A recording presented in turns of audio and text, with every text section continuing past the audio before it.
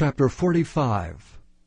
Moreover, when ye shall divide by lot the land for inheritance, ye shall offer an oblation unto the Lord, an holy portion of the land. The length shall be the length of 25,000 reeds, and the breadth shall be 10,000.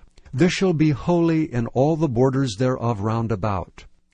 On this there shall be for the sanctuary 500 in length, with 500 in breadth, square round about, and 50 cubits round about for the suburbs thereof. And of this measure shalt thou measure the length of 25,000, and the breadth of 10,000. And it shall be the sanctuary and the most holy place. The holy portion of the land shall be for the priests, the ministers of the sanctuary, which shall come near to minister unto the Lord. And it shall be a place for their houses, and an holy place for the sanctuary.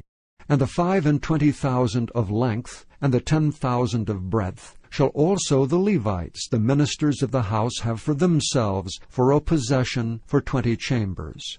And ye shall appoint the possession of the city 5,000 broad, and 25,000 long, over against the oblation of the holy portion. It shall be for the whole house of Israel. And a portion shall be for the prince on the one side, and on the other side of the oblation of the holy portion, and of the possession of the city, before the oblation of the holy portion, and before the possession of the city, from the west side westward, and from the east side eastward. And the length shall be over against one of the portions, from the west border unto the east border. In the land shall be his possession in Israel. And my princes shall no more oppress my people, and the rest of the land shall they give to the house of Israel according to their tribes. Thus saith the Lord God, Let it suffice you, O princes of Israel. Remove violence and spoil, and execute judgment and justice. Take away your exactions from my people, saith the Lord God. Ye shall have just balances, and a just ephah, and a just bath. The ephah and the bath shall be of one measure, that the bath may contain the 10th part of an homer, and the ephah the 10th part of an homer. The measure thereof shall be after the homer. And the shekel shall be 20 gerahs, 20 shekels, 25 shekels, 15 shekels shall be your mani. This is the oblation that ye shall offer. The 6th part of an ephah of an homer of wheat, and ye shall give the 6th part of an ephah of an homer of barley. Concerning the ordinance of oil, the bath of oil, ye shall offer the 10th part of a bath out of the core, which is an homer of 10 baths, for 10 baths are an homer.